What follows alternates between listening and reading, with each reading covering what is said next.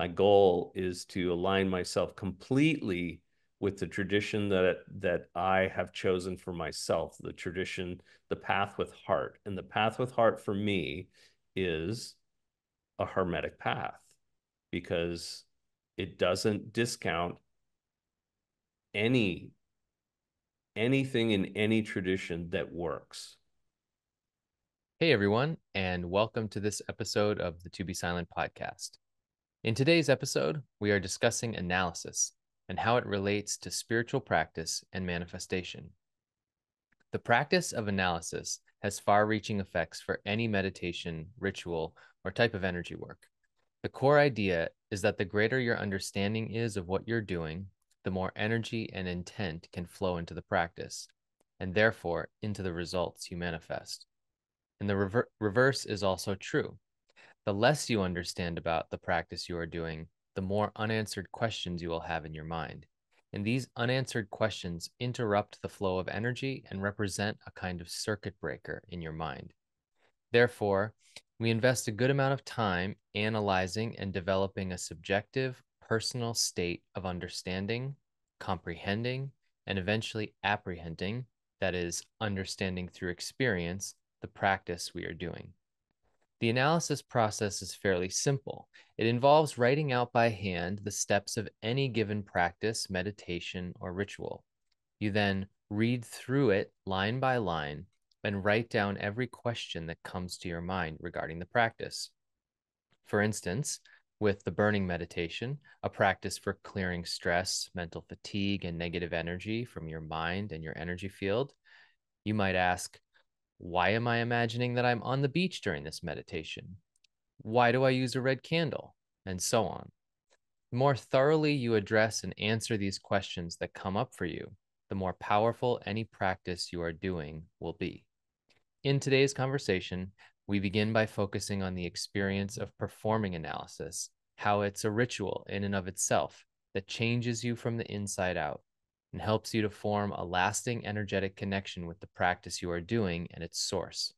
The first part of our conversation may seem quite abstract at times, but we do our best to bring clarity to the benefits of analysis and the stages through which your energy, intent, and connection to any given practice develops and flows throughout the process. Throughout the conversation, we use examples from different traditions, using tarot cards in a pathworking practice from the Western Hermetic tradition, the burning meditation from the Taoist tradition, and even the Ten Commandments and Christ as an ideal in the Christian tradition. We hope this serves to illustrate that the analysis process is a principle that can be applied to any practice in any tradition. Analysis is how we bring ourselves into alignment energetically with any practice, ideal, or desired manifestation. The analysis process first illuminates the places where we are incongruent with the technique we are using or the end result we desire to produce, and ultimately helps bring us into alignment. Please see the suggested reading in the notes for this episode for books containing more information on the practice of analysis and more specifically Kabbalistic analysis and the origins of this practice. Enjoy the show. When you analyze something, you're trying to understand it on a level that will afford you the best possible outcome of whatever you're doing. Okay. But part of the weird part of Kabbalistic analysis is that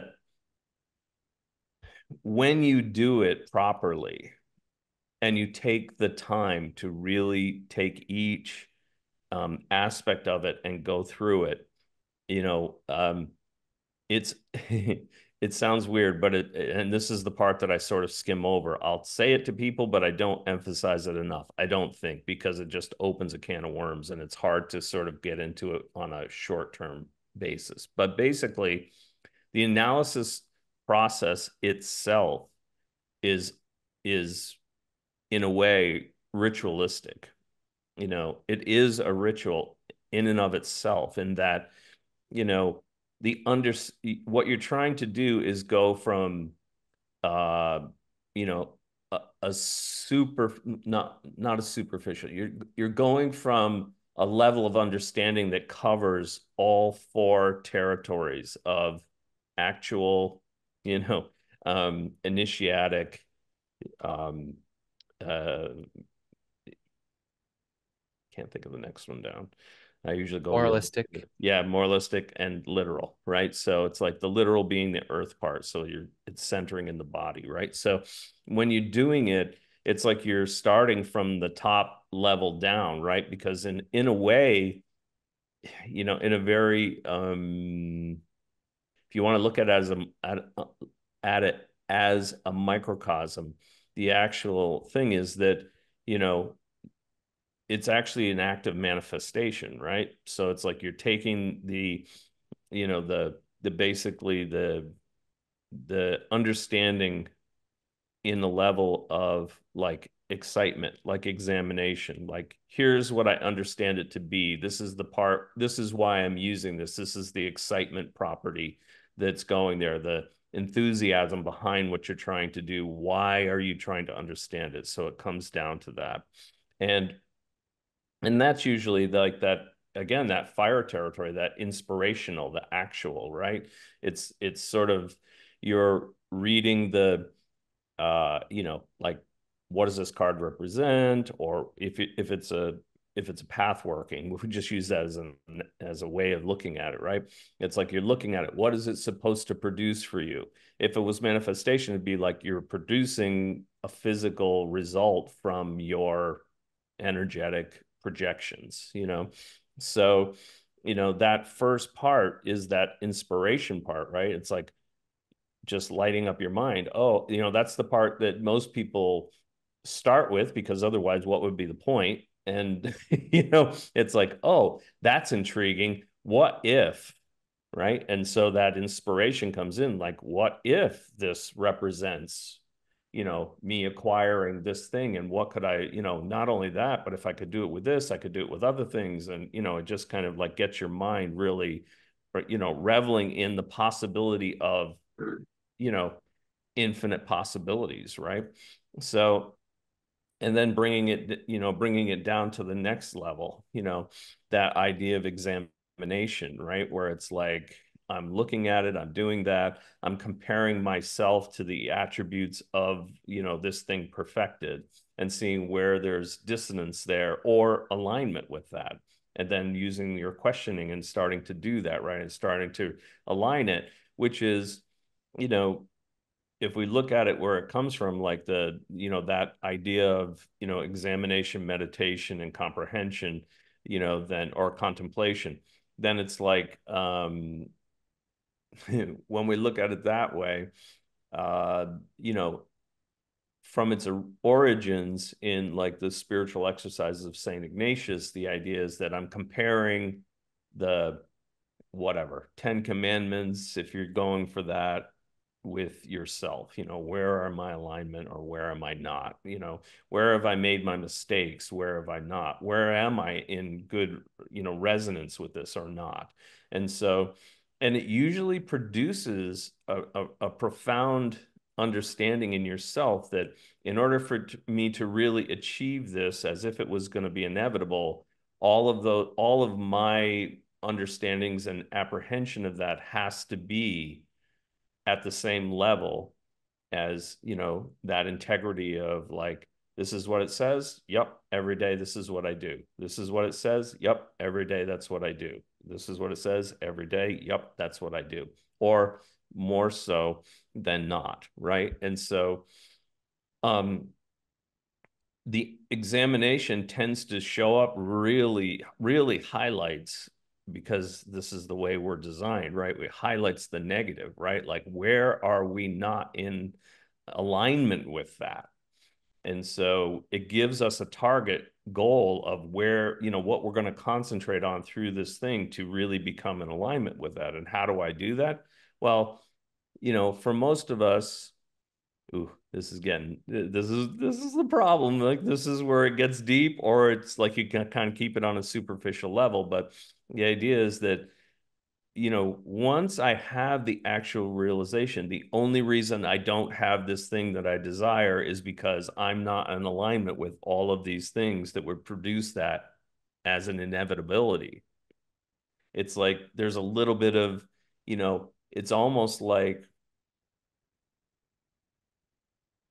there's I don't want to say a sadness because that doesn't really get the essence of it, but there's an understanding that, I'm lacking in order to produce this thing. And the only thing I'm lacking is not being in excellent resonance with these ideas. And so by digging into them, and the reason that I would be that, it's not willful act of rebellion against that. It's that I don't understand it on the right level. And so when I start doing the analysis, I understand why, okay, red is Mars and da da da da da. But what aspects in the card, if we're using that as an example, what aspects in the car are red, and what is that, how is that symbolism generating activity within the card structure itself, with the whole or the specific thing, right? And how do those things all play together? As you start going through it like that, you start to, and of course you're trying to produce that in your life, you start to get, from down here, you start to bring yourself, you're not calling this stuff down. The idea is that it's already there. It's the actual. So you're bringing yourself into alignment with that by understanding it fully and saying, if I make this choice, things are still out of balance. If I make this choice, the other choice, I'm in alignment with that, and my life by product is smoother and better, right? And so in doing that whole thing, then we're able to bring it down to that next level of, the meditative sort of process, right? From examination, then it's meditation on all of these things, right? And getting a deeper understanding it. Because, the examination is on that level of, matching what you do or how you hold those ideas compared to the actual in any situation. Then the next one down, meditation, is how can I understand them on a deeper level, even on a sensible level, like from a sensory application, what does that mean in, like sight? What does that mean in hearing? What does it mean in smell and taste and tactile? So, and that in itself, because you're dealing with that sort of format, it, as things start to align for you, you start to get, without trying to induce it, you start getting those visceral sensations. It's like those aha moments that come like repeatedly. Oh, oh, oh, oh, oh, oh. You get a bigger picture in how that's placed in the whole, right?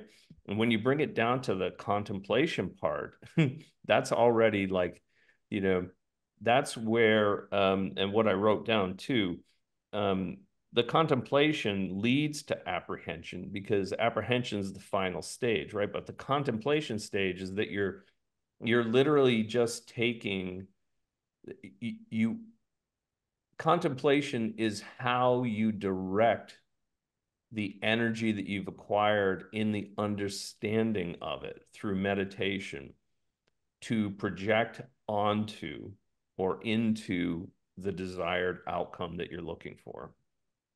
And so that's where, you're basically thinking of the card not in its,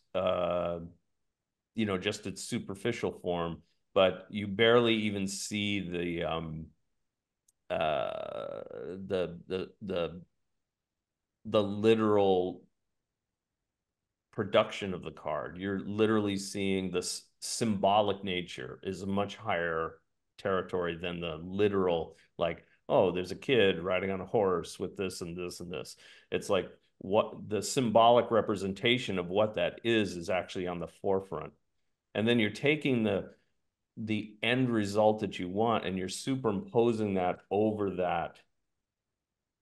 And when I do that, the end result only, and you fitting that into that mechanism, you're fitting it into the card somehow, and by superimposing the two together, and then you contemplate it, right? You like, this is what it is, and then you let it go and you go about and do something mundane or whatever to just let that go, and when I do that, there's again a spontaneous, maybe not instantly, but as time goes on. And that's sort of like you know, um, he references, or Lisiewski references it as a, the soul apprehending, the soul apprehending all of these things. And so I think that's a little abstract, but if we can think of it as, like an intuitive perception of what it is, how those two things relate. And if I'm going to channel that energy into that end result, there has to be that intuitive perception that brings you to, a deeper understanding. And I think that's what he meant by the soul apprehension, like it's a deeper understanding of the connections of how this archetype then influences this specific desired result. And so at the end of that contemplation, or during it, at some point, you get that visceral sensation, in the body, physical body. You feel that visceral sensation in some way that means that that energy is being transferred to, that final stage. So, yeah, I think You maybe just got me thinking that's about about as short as I can get, and it's something. extremely we could almost detail each one of those stages if we wanted to, but that will be for, another time. But I think, um yeah, I thought overall it was an excellent short description of the process, and um, and also how the process can actually produce the results even prior to you doing whatever it is, whatever thing you're setting up, whether it's path working or LBRP or whatever thing you're using to transition yourself from one stage to another. And that's all really.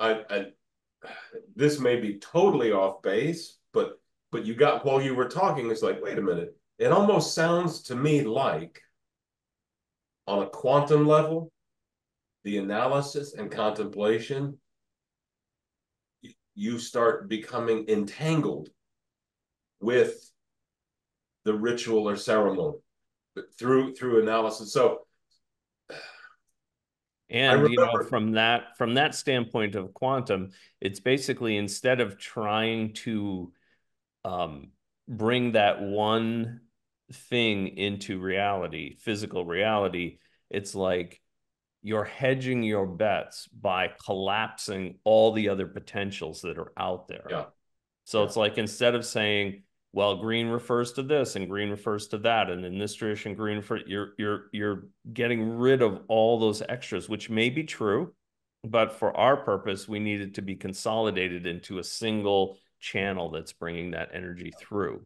right? And, So and I I took some language from Lisiewski.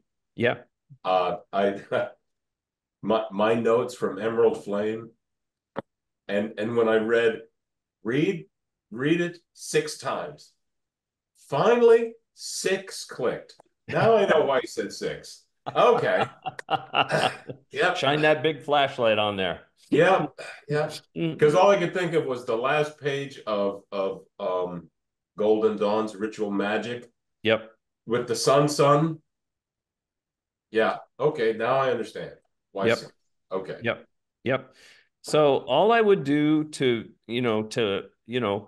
and again, I'm good if you have some back and forth with this, but on the number one, the what branch of energy work are you going to do?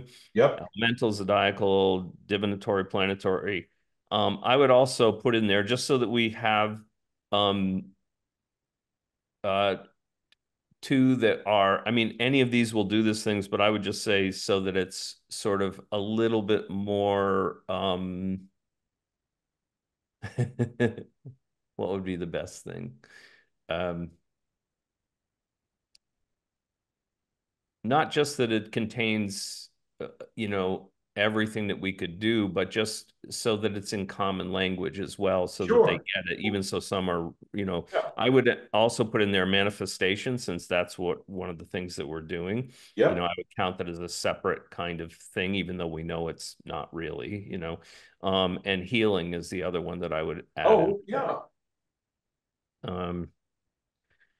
And including like burning meditation, or like that was I feel like in the description like it was very much like towards specific rituals, right, or practices in that way. But we don't, most of the things that we have taught within the program, um and a lot of the things that we're like layering in now are mostly like meditative practices from the Taoist tradition, right? So Yep. um Yeah, I would put burning in there as well. you know, Yeah, because you're looking for an end result, that's for sure. can you apply like uh because basically the same process that you just described with, and by the end of that explanation you were talking about doing it with a tarot card for path working, but you could apply the same exact description that you just gave to something like the travel meditation or something for Absolutely. manifesting or burning Absolutely. or whatever. All of Everything. those things. Yeah. So, Yeah, I mean, so it'd be like, if even if, like, again, But it's under divination, right? We're talking about geomancy, I Ching, yep. tarot, like they're all under that category, right? To some degree. So, yeah, I mean, we're giving sort of general parameters with the Okay. list. So would it be fair to say that analysis and contemplation should be used when you're going to engage in any kind of practice in which you seek a specific result? Correct. Okay. Yeah. And you don't do any practice without seeking a specific result, really. You shouldn't. Even if it's more generalized, like burning off stress and mental fatigue, or Yeah, but generalized, like, the first thing I would ask is, why are you doing it? right. So this is, Fair enough. like, as soon as somebody says, "Oh, I meditate," I'm like, "Oh, how do you do that? What do you do?" And they'll tell me, and I'll be like, "Why are you doing that? What's the purpose?" You'd be surprised how many people are 10 or 15-year meditators or whatever, even longer, and they'll tell me some meditation that they're doing, and as soon as I ask that question, they sort of get this little funny look, like, what do you mean? It's like, well, you should be able to have a very clear idea of what's the end result of what you're doing. Just to feel better. Well, okay, that's an end result. Is it working? We can go into all that, but basically, it's like you have to have an end result. Otherwise, you're just, it's like, it'd be like, I mean, do we ever do anything without an end result in mind? Not really. I mean, unless it's just, I mean, I can't, if I break it You down, don't I live can't in think of Indiana, any, and do there's you? always an instigation of doing something, and then you do it, right? Yeah. So, um, yeah. So I would say that that's Yeah. absolutely We can add true. those in. So Yeah. I just want to run this idea by you too. Like, so one of the things that Bashar talks about that I really like is he says like every technique and every practice is essentially a permission slip for you to experience more of yourself or a different aspect of yourself, right? Because if we think Hmm. about like ourselves as an aspect of the one, in totality, we are the one, or just Everything. an aspect of all it is. So if all things, all different states and configurations and um, external environments that we could occupy with states of being essentially exist, and they're all just differentiated by frequency, it's like literally any technique you're using, all you're trying to do is you're using the technique as a quote permission slip to bring yourself into that, to align yourself with that thing, right? So but I like that language. I mean, it makes sense to me, but it also feel like it also fits into the idea of analysis and contemplation, because like he's also articulated to people like every aspect of any technique or permission slip should be like crystal clear to you. You should understand it with crystal clarity, every aspect of it. And because it's that crystal clarity and understanding of how it works and what you're doing that allows like allows it to function in that way, right? So and I just find that super, because as you were talking through the whole process, it's like literally that's what you're doing. You're like saying, okay, I'm doing this thing.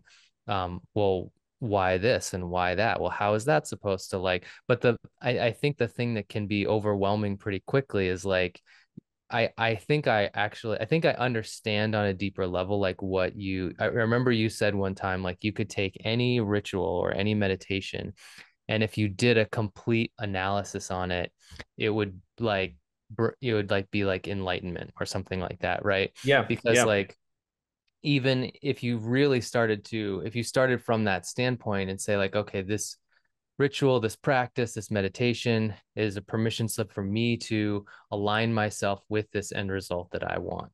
And then when you start to get into all the different aspects of it, it's like whether you drill down onto the details or you zoom out onto the like, because you can take the meditation as a um as like a focal point, but you can go like deeper into the details, like you can get smaller into the more higher resolution aspects of it, like the wire red candle. But then you can zoom out to the lower resolution aspects of it too and be like, well, why does how does like meditation work in terms of like bringing me into alignment with, and I'm an aspect of the one, like what does that even mean? And I can do this or like, so how does energy work? How does energy flow? What's the relationship between consciousness and energy and matter? Like so like both, it can kind of flow in both directions, but if Well, you that's that circle of like you can come back around full, if you follow it far enough, eventually you're going to come back to the beginning, right? But with a complete understanding of the whole, right? right, That's the idea. So, it could um, lead you on the path of like almost infinite questions. So like so you kind of have to, I think that's where you're always advising, there's some kind of container for like, what's the container or what's the context for like this specific analysis that I'm doing. Because one of the members emailed us this morning and said like, oh, is there a section on analysis that I can look at?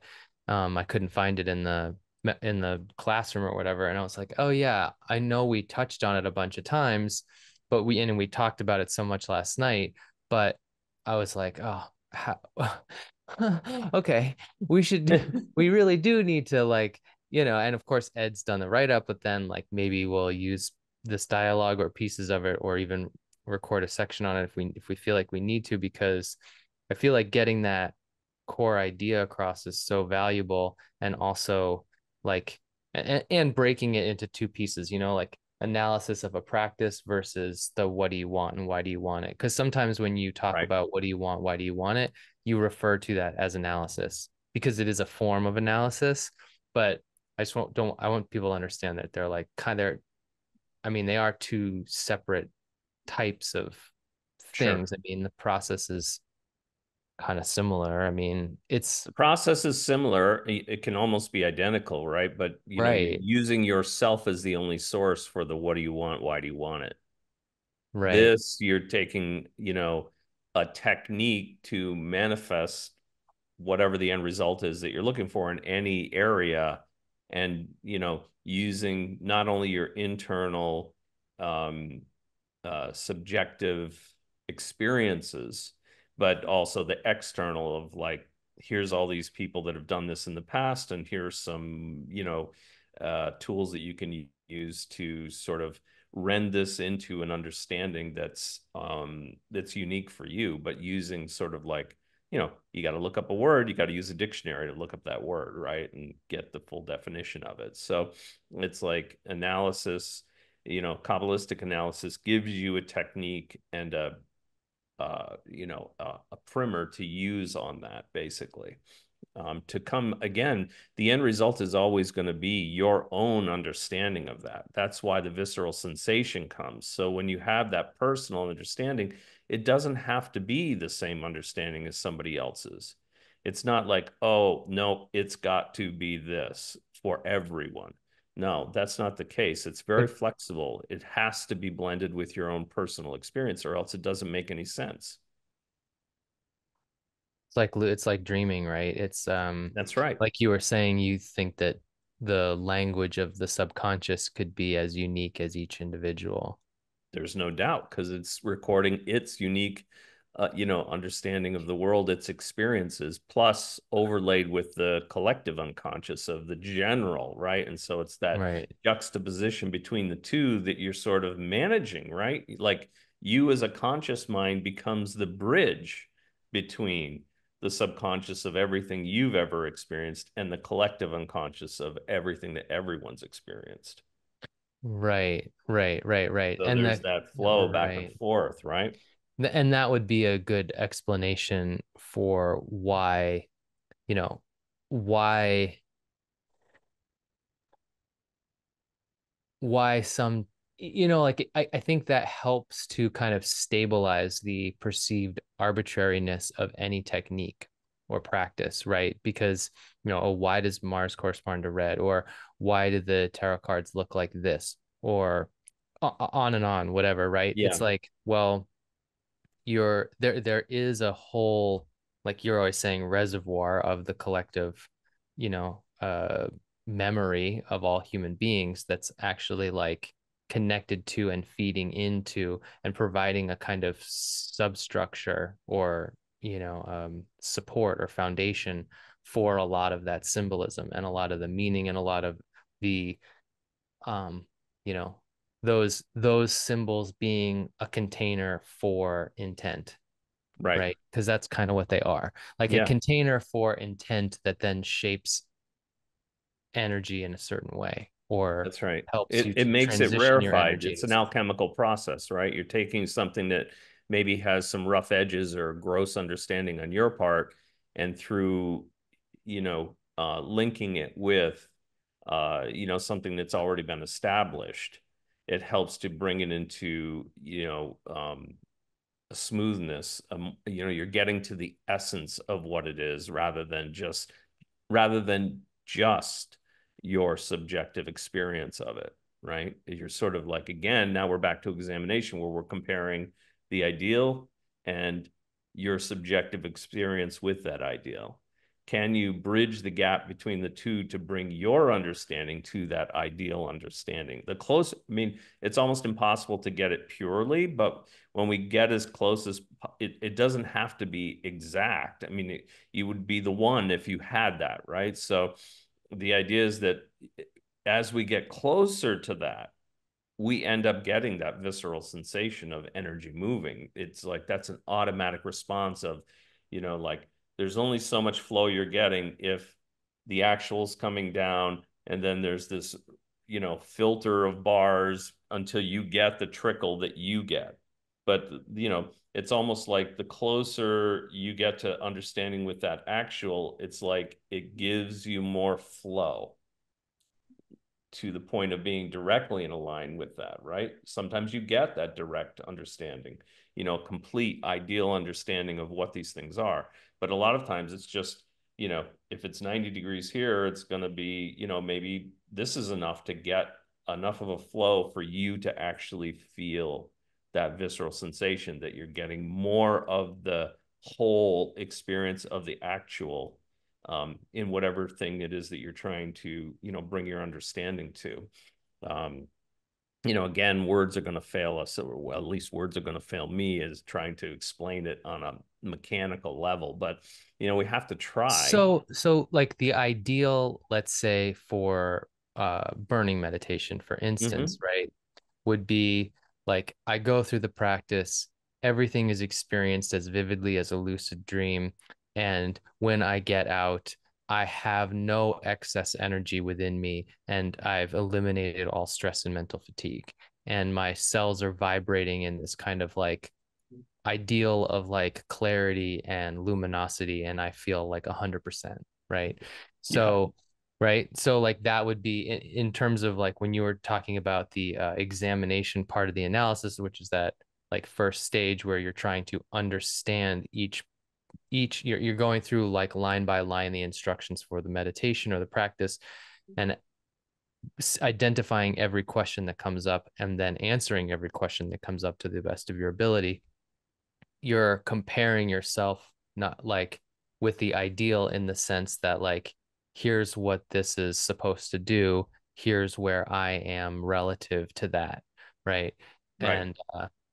And so, and that would be the same with like a manifestation practice, right? Like, so you would be like, oh, I go to this thing, I experience it as vividly as a lucid dream. I'm walking through it. I see myself acquiring this thing or having this experience. When I come out of the meditation, boom, like I'm already in it or it's already happened. I've completely transitioned myself into that place. So like, because I think with a card, like you were giving the example of a tarot card, I think when you're doing an examination on that, it maybe it's like seems like it's maybe one step closer to the original form of analysis, which you said from the exercises of Saint Ignatius, where it's like the examination is all about like, how do I line up with the Ten Commandments, or how do I line up with The life of the Christ. life of Christ, right? So it's like you're comparing yourself to a very specific set of ideals Right. and comparing yourself to that. But I think it's a little bit less clear, at least to me. Maybe you can speak to that, how that applies to a meditation such as what I just like described. Like, because I think, like I was saying, a tarot card is like a little bit closer to that idea of commandments or life of Christ because it represents like an energetic, a state of energetic perfection or state of energetic ideal. But then a step down or a step even further from that, I feel like is a meditation or a manifestation practice or whatever, or I don't know, how does that like line up and make sense to you when you're doing an analysis on something like burning meditation? Do you feel like Well, you are like oh, comparing it's yourself just, to an ideal in that sense? yeah. I mean, I would, like, and we have some visual representations of that too, right? I mean, in some areas, right? Like, when you see, um, like again, I mean, most of my experiences, at least early on, was from like a Christian background, right? So it's like, we have this is the representations from the master artists that, drew the pictures of like not just, the aura around the head or the halo, right? It's also like the bodies with, like in the Pentecost with flames all over them, which represents, an aura that's actually, like it's so clear that it's visible to the outside world. It's not just a metaphoric thing, it becomes a literal thing. Like there are places in the Kabbalah that's the same thing, right? Like, you know, some of the practices that, as far as I know, right now, I'm not part of that culture or that religion, but, from the things that I've read is that like, like if you're not reformed, but if you're like Hasidic or something like that, like they have very um, pronounced regulations about like getting up at a certain time in the middle of the night to read the Torah for an hour or whatever, do your, certain things by candlelight, by whatever. And then, after you're done with that, you go back to bed for however much time until you have to get, like these things. And that there are plenty of descriptions of even young rabbis or people that are getting ready to kind of step into that life. When they do that, they notice that they can read the pages much more clearly and that some of the letters become almost animated and things of that nature, or passages become animated. And then they start walking around because it's sort of like they're in awe of these things happening. And then they notice they've walked away from the candle, but they can still read the pages. And then all of a sudden they actually notice that they have this etheric glow, that they're producing the light that is, so that they can see and read and do all these things. So, um, there's actually a physical manifestation that happens there. And so I think, again, the same idea with the meditation and analysis of the meditation, right? Like if we're using burning, because it's the thing that most people know from us anyway. And, if you were to have that, the thing that we within the meditation that we see, I've literally only experienced this maybe twice, where I had done, like, I made that a primary um, practice for a certain amount of time, like 90 days or something, where I would do it every day, shorter or longer, try to get longer methods in every day.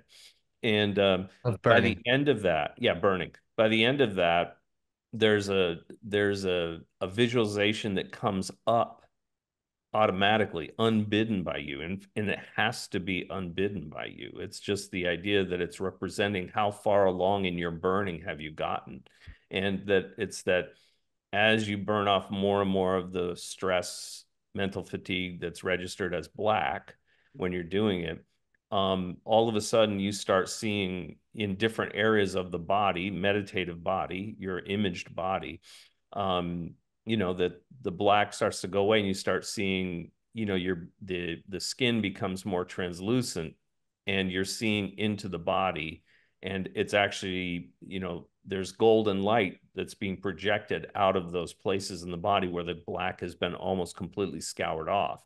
And the idea is that at the very end of that process, the ideal is that, your whole body is literally free of any of that blackness. It doesn't matter. You're breathing in the golden light, and it's just projecting out in all directions from every aspect of your physical being, or your energetic being that you're imaging while you're doing it. But that comes unbidden. It's not like you're trying to see that or imaging that thing. It doesn't have the same result, right? The idea is that it comes automatically from doing that process so often that you're literally scouring down to the last vestiges of that stress and mental fatigue. And of course, the other side of that is, well, then don't acquire more afterwards, right? So it's like making all the right decisions, then following the rules and regulations or whatever it is at that point, you will be able to keep that. It'll also make it easier for you to do that because you'll see clearly. You won't have stress, mental fatigue. You won't have the fear of failure. You won't have this questioning, oh, am I doing the right thing? Am I not doing the right thing? It's like you just do it. You're just applying the rules, completely without any hesitation. And that will produce that, continued end result of being extremely clear. What are Now, the rules? it remains to be seen. I've never had anybody go, hey, you're glowing. Even those 2 times that I'm not going to say it was complete, but it was pretty good. And I was like, oh man, this is wild, because it definitely is unbidden. And it's like, if I've tried to just image myself in that state. It's impossible. It's like, it's almost impossible to do. Let So me it jump in really for is a a benefit. quick second. Hmm. Let me jump in. Okay, so I'm going to add manifestation, healing, burning to number one. Yep. What I else do you would want me to change? Number two, I would say put in also dragon meditation and lucid dreaming. Okay. Number three, I would put also in like incense, talismans, visualizations, and physical gestures. Incense, talismans. Visualizations and physical gestures. Okay. Um, I would say if we can, and you might have done it. I might have put this in before I read through the rest of it, so I'm not sure. On number six, I just thought if we had a simple example of it, how comfortable am I with this subjective synthesis of this ritual or ceremony? Okay. And then an example of that. But you right after that, you had a state of subjective synthesis produces through conscious study, blah, blah, blah. So that might be, in that territory of an example. When you and again, I did this all at once, and if it needs to be put in a different place, that's fine. When you get to the study, learn, understand, comprehend, and then I just put a little equal sign, and I put, this produces apprehension. And apprehension is to have an intuitive perception of how all parts are connected. And for apprehension, I think that's as close to a literal definition as I can get at this point. And when you do read description of the ritual or ceremony 6 times, I would use, if they can, use multiple sources to get a weighted average. I can't remember if Lisiewski said 3 to 4, but I'm not positive on that. Just to sort of, again, get that weighted idea of like, okay, here's from this tradition, here's from this tradition, here's from this teacher, Yeah. here's from this teacher, so you can kind of see, does some part of it speak to you more than another part or whatever. And I mean, I agree with that. Lisiewski had talked about Agrippa, certain grimoires, but that really doesn't apply to Dragon No, I mean, you could, I mean, Agrippa's like for people that are really trying to get into the deeper Western esoteric Yeah. correspondences as a primer, Yeah. It could even just be the 4th book, which is a primer to the 3, And so I do agree with Lisiewski. Stay away from the New Age stuff. Stay away from the internet because it'll just be fraught with like, it's again, not trustworthy. remember that I was telling this to Dustin over the weekend, like one of the primary reasons that it wasn't that teachers, most, I think, legitimate, it's not that they're trying to only allow you to see what there's, only allow you to do what they tell you to do as a control thing. It was more that they knew that, there's so, even back in those days, there was so much stuff that was falsely written on purpose to throw people off the path, as it is today, just not with the intention of throwing people off the path, but the intention is to make money, from your description of whatever it is. And that a lot of that is just going to confuse. So it's like, it's more to, keep you from being more confused than you already are. Yeah. And less for you to have to dismiss, right? So it's like, stay with legitimate sources, whatever you can find of those. Yeah. And, you'll have less that's going to be like at least at 180, like complete odds with each other, right? Have you ever seen a written description of any of the meditations that you got in the temple? No. In any book? No. Why do you think that is? Well, I think it's obscure, unless you're deep into, either a Tibetan Buddhism or Bon or things of that nature. It's closer to Bon, really, because it's more of that shamanic kind of characteristic rather than, a religious ritual kind of thing, So for me, I think it's just the obscurity of it, because I mean, Tumo is basically, I mean, burning meditation is basically Tumo. Right. It's just Tumo has a lot of, additional religious types of things. It's sort of like reading Kabbalistic literature, but it always, there's the, there's the practical part of it that's more secular, and then there's the, you can read the same literature from somebody who's obviously more religious, and they keep bringing it back to the religious connotations, and and they'll say the deeper understanding of that can't really be apprehended without that religious. I'm not convinced of that. I'm not convinced of it. It's like, if you're going to go Who from will that say that? moralistic, what's that? Who says that? a lot of the, like the traditional Kabbalistic teachers, you know, Right. Yeah. they all come from a religious background first.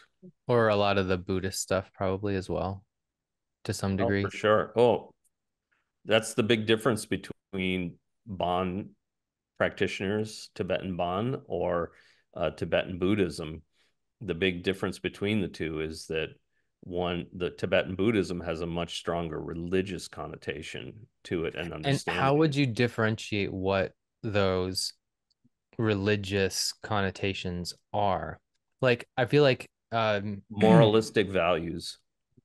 right, because you're basically trying to differentiate between moralistic values, what's right and wrong, good and bad, versus what is an energetic principle that describes how that basically encompasses the relationship between consciousness, energy, and matter, and how this technique applies those relationships in a way that's going to be effective for you to produce a desired result, Correct. right? It's much more like mechanical and like looking at like well, it's almost like the physics of spirituality versus the like Should I the do it or should I not? It's kind of right, like right. genetic ethics, compared to genetics. There's You two know, Right. things, if right? if you could go out and manifest anything you need, what do you need this temple for, right? There's that for sure. And as long as and if you can't make a mistake or there's no, if right and wrong is within you, you know, I mean, what's to, I mean, it's, we're getting into the weeds here with that kind of stuff, but between ourselves, we should be able to talk about these things and sort of, you know, and look at them. But if you added a fourth person here that was like, Pinky in the brain, where it's like, what are we going to do today? Pinky, well, we're going to do the same thing we do every day, yeah, Try to conquer take the over the world. world. Yeah, yeah. Yeah. And so it's like, I mean, their understanding of that has nothing to do with their moral understanding of that, right? So it's like it works for the psychopath as well as it does for the priest, I mean, not that they're mutually Because exclusive, actually. for Buddhists, it's about accumulating merit and cleansing yourself of negative karma from the past lives. Right, right. And and not just, and part of you getting yours is that you're praying for everybody else to get theirs, Yeah. so. All right, guys, I'm going to step out and let All you all right, keep sir. talking. All right, guys, be well. You too. All right, bye-bye. See you, pal. I just want to take a brief moment to share with you that right now we are offering a 30-day free trial of the To Be Silent membership. If you enjoy our conversations and you're looking for more support in your spiritual practice, we're here for you.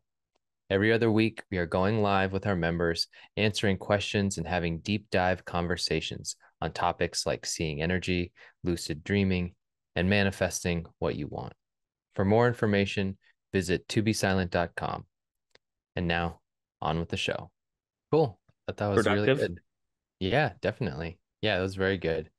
I really liked, yeah, what you went through there with like the how it's a kind of ritual and it's in and of itself, because that's how I've experienced it too. I mean, some of the analyses or whatever Yeah. Hmm. analyses that I've done have been, wild in terms of like the internal, the energetic, then like the how things shift and change, and you're just like, it's like, am I doing this? It's like, yeah, you're doing it. Yeah, you're doing it.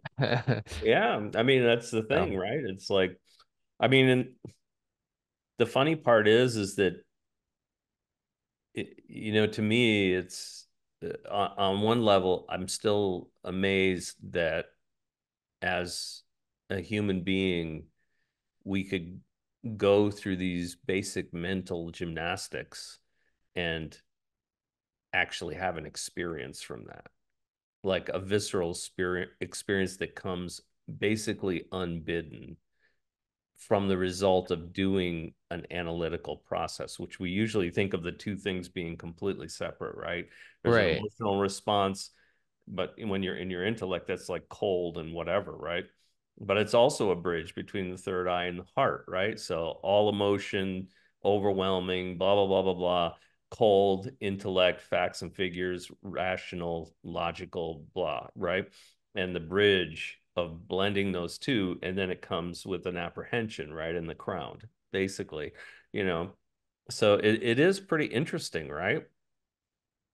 All of those things are, to me, like, well, Yeah, and I think it's also it also helped to tie some pieces together for me. Just that idea that like we were talking about over the weekend, where it was like that idea of like sending energy out or like toward something, right? And then receiving the flow back from that thing. It's kind of like it's just interesting how that in some ways, I don't know if it describes like everything, right? But it describes this like massive territory of what it is that we do. And like, because like what you're doing when you're doing that analysis process and you're, what are the questions I have about that? Answering all those questions, putting things, it's like you're like directing energy in that direction, moving it in that direction in a very like pointed way. And you're kind of like, opening it's like, here, I'm ready for that connection, ready for that connection, ready for those insights. Bring them on. And you're getting and that you flow know, and the back. visceral sensation is you receiving that ping back. Right, That's the ripple that comes back from that. Like, right, oh, you actually have enough things aligned to actually touch that archetype or source of whatever it is. And that flow back is enough to give you that visceral sensation, go like, what the hell was that? right. Well, that was the energy coming back. If you have it, then, you know, that's a connection that and it's not, the thing is, it's not just a ping, right? That's kind of the term that I use, but it's basically like that doesn't go away. The visceral sensation is, like the, you know, in a dark room, the visceral sensation is the light turning on and you can see, right? But it's not like the light goes off. It stays on, you know, and so that connection is constantly made. So it's not like, oh, if I didn't do the last part first, then it's not going to flow into anything. It's like, no, you have this as a reserve now. It's a constant straw that's between you and that source, right? And so that's filling you up. It doesn't, once you can't unring that bell, right? It's like once you've done everything and put all these things in alignment and you make that connection, the lack of a visceral sensation means that something's not quite aligned yet. Something's not quite answered to your satisfaction yet, or whatever it is. You got to go a little deeper. But once you have that experience, it's like that connection is established. It's not going away. You can't undo that. But So, right. But you could, if you were to kind of decide that I mean, I think that idea could even be like scary for people. Like, I don't want to involve myself in something that I like can't. What if I connect with something that I can't get away from? And, it's like bad for me. Or what if I want to shift and do a different spiritual path, or, do something different in the future? I can't get rid of this other thing. Like, how does that well, you work? still, but that's the thing. You're just connected to a source, right? So it's like, it's not like that won't help you with momentum and everything else that you do. Right. You're just bringing it to the culmination of a single event, a certain event horizon. But it's not like after that event horizon is realized that that connection goes away. That's still flowing through you, because if you don't have that flow through you, you can't occupy that space for any length of time. It's going to be a flash in the pan or whatever it is. That Did, source connection will keep you in that event, experiencing that event in the best way possible. okay, it's too abstract. So like do it with the burning meditation. So I do my analysis on the burning meditation. I get these really profound visceral sensations while I'm doing it, and I'm establishing this deeper connection to that practice, the archetype of that practice, the energy behind the collective of all the people that have done that practice, and that energetic reservoir, let's say, and the ideal of anyone who's achieved that perfected state within and through that practice, right? So it's like I'm connecting to that. I'm opening myself more to that source of energy and aligning myself more with it. And when I get that visceral sensation, I've successfully established some link with that energy or with that ideal, right? And that's something that's a connection that's now open within me, right?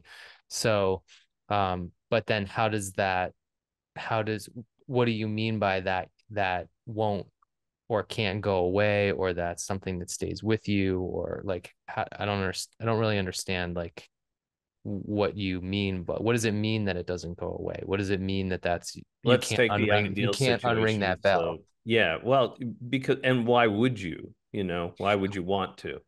Well, I just only because like not because I want to, just because I want to understand what you mean by that and what you Yeah, mean by okay. you can't So unring that bell. so Because once that means like you you can't like undo something that you've done energetically, right? Or like you can't get rid of this connection that you've then made. Or like it's very like it seems very like final or permanent when you say it like that, especially with the almost like the adage that's kind of a warning that sounds like you can't unring that bell. It's like, oh, well, it's almost like you're almost saying it in a cautionary way. So, to some degree, I mean, but not really. I mean, I just want people to know that once, you know, I mean, unless you're willful, like, let's use the meditation thing because it's a finite practice, right? the So burning it's, meditation. yeah, yeah. Yeah. So, let's say you do establish,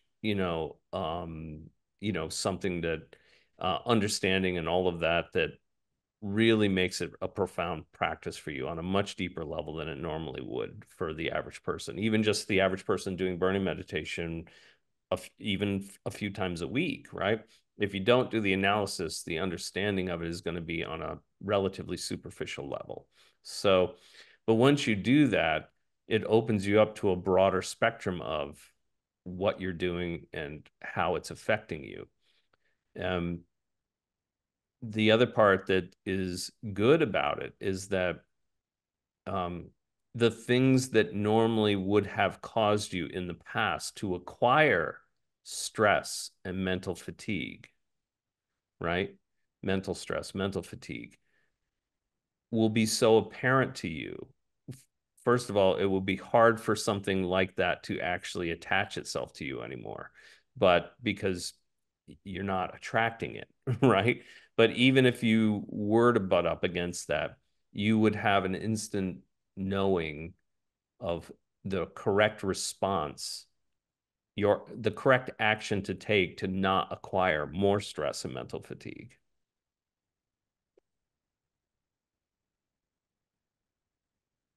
So that's what that open connection would do.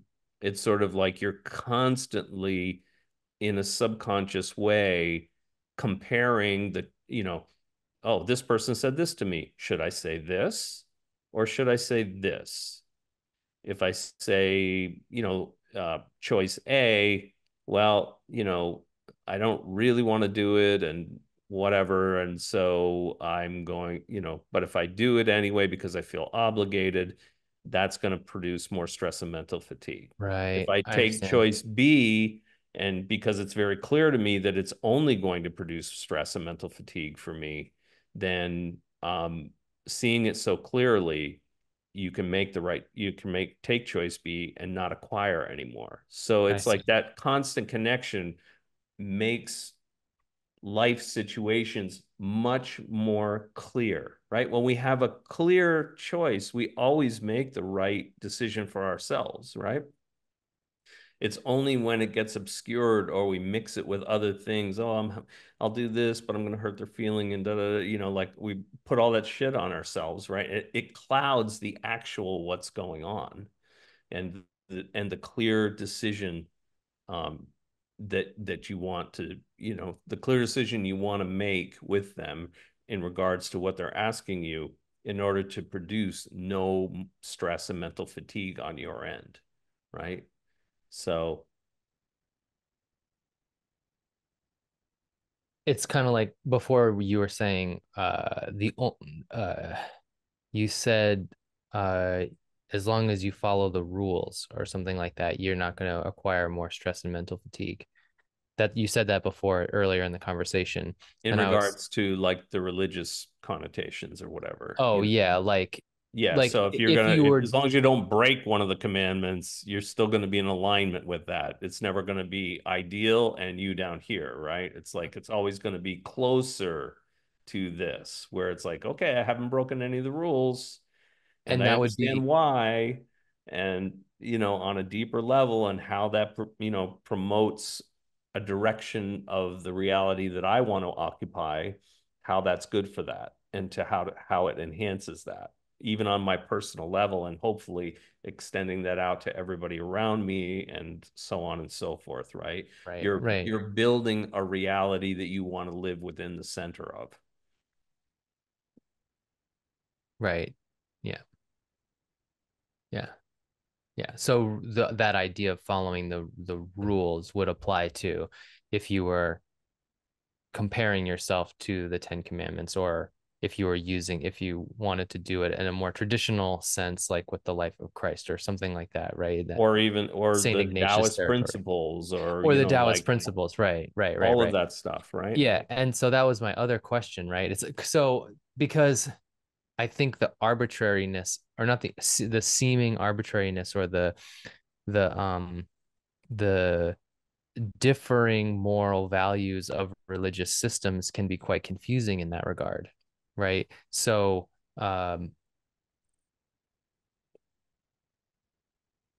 how how do you navigate that territory? Um, well, for most people, it's not a problem, right? Because they belong to one or more, they belong to one of the traditions or no tradition at all, right? Right, but that's not necessarily the case for people that are interested in what we do, because No, they're they're, comparing and contrasting, right? And trying yeah, to align themselves with the thing um, that will give them, uh, the path with heart, as Castaneda would say, or Don Juan would say, right? It's like the path that speaks to you and you can align yourself with wholly, right? It's not like the Christian that says, like, I'm a Catholic, I'm going to obey all these things, but I don't agree with this, and this, and this. It's like, oh, then then you're not. It's like there's incongruencies there, right? It's like you either are or you're not. you know if you're not, well, it's okay to still say, yeah, but I still believe in Jesus Christ, and I still believe in heaven and hell, and I still believe in 10 commandments and doing good things, whatever. It's like, okay, so you're just sort of picking and choosing the things that you want to believe in. So what's the difference between you and you know you know Crystal Girl at the New Age rock shop? It's like you're picking and choosing what it is, that you want to align yourself with, right? So it's just it's a way to sort of, have your cake and eat it too. But there's always going to be some incongruencies there. You're always going to be questioning, you know, and those questions throw the breakers on a more profound relationship energetically with whatever tradition you're aligning yourself with. That's why for me personally, a hermetic path is the path for me, because everything comes down to, as a bottom line, what works. The tradition I follow is the tradition where the bottom line is what produces results. you know so I'm not aligning myself with the moral attitude of any of these traditions. If it aligns with any of them at any given time, well, that's fine, but that's not my goal. My goal is to align myself completely with the tradition that I have chosen for myself, the tradition, the path with heart. And the path with heart for me is a Hermetic path, because it doesn't discount anything in any tradition that works. All the other little, idiosyncratic things that go along with that tradition, I don't need to you know, bother myself with. That's not the point. And if it lines up, it's truly by accident, not by And design. you get better at differentiating those moralistic aspects versus energetic, Yeah, because in the effective end, energy. I mean, how many real differences are there? There's a number of little tiny differences between the major traditions. You Sure, know, yeah, I know, but I just feel like on a in the specific, on like a it doesn't generalized way, there are differences, right? But yeah, but it doesn't, but to like somebody who is a traditional Christian, or like I always, to some degree, I always picture like um a person who's um starting to be involved in any type energy work, like like what we do, and Mhm. they still have a number of people around them, perhaps in their family or friends or acquaintances, that are steeped in a, let's just use the example of like a Christian tradition, right? And so, and especially if they're more traditional, in that sense, you know going to Peru to do ayahuasca or something like that with some shaman might seem like the devil's work. You know what I mean? Yeah. So even though, like, if you actually spoke to the the shaman, if he's whatever, he might, like you said, he probably would share a lot of the same values, right? Or he may or may not, but Sure. like you're saying, probably a lot of those things would line up. He just might articulate it in a different way, or have a different symbolic representations of those things, or And relationship. correspondences that go with that, Right, right? right, Like, I mean, right. like even Pandoro is near and dear to my heart. It's like, I mean, how many of his Icaros, His songs. songs, yeah, are, like they have, they talk to, or they speak to and even invoke, Christ, Mary, some of the saints, like all the ones that he's been in alignment with over the years, right? It's like, they're not discounting it, in a way, you know, even though he's from a tradition that's very, obviously shamanic and earth based, specific to their region, right? It's like the the infiltration of their community by Christians, from antiquity, um, and their him not being almost hermetic in a way, like not throwing the baby out with the bathwater, right? Here is a source, you know, that I can align myself with because I have some of the similar values of Christ or Mary or whatever, saint, whoever, right? And uh, without saying, well, then I have to stop this because, to them, I'm a heathen or whatever it is, right? Because I believe in these other spirits and these other things, and, a pagan of some sorts. Um, so, in that way, I mean, that understanding that those things have inherent power and aligning myself with that to promote what I do, they don't see an incongruency with that, right? But that's from that same idea, and whatever level they do their own analysis and how they came, how that came to be for them, that they could align themselves with that in order to produce, incredible power. To me, that's just, again, like one of those ideas that, looking at it from the outside, helps to cement my idea of how that stuff works for myself. That hermetic idea of like, okay, you know,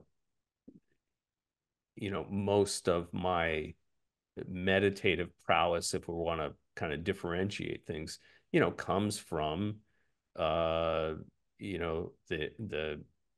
Taoists, the Asian camp, because it's been such a, you know, um, foundational thing for their traditions over extremely long periods of time. We're talking millennia of doing this stuff, multiple millennia of doing this stuff, that they've really refined it and studied it inside and out to, find the best methodology for doing that and sustaining it and making it deeper and better. So I haven't found another meditative practice that will does that to that extent. At least the technique of being able to do it from a foundational practice, like how to relax the body. Why is that important? What does that do? The one-to-one relationship between, or ratio between, how well you relax the body and how much of what you do in meditation comes back to the physical, so it's those things are really important, um, and and and confirms, so far I haven't been able to poke holes in that idea. So, It's worked for me and for uh, others.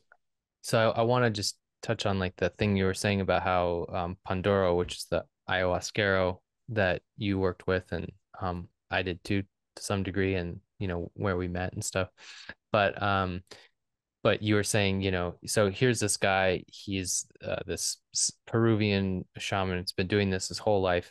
Um, he's working with like herbs and, the spirit of the jungle, Dr. Ayahuasca, like, all these spirits, and maybe sometimes represented by like animals or God Right. knows what.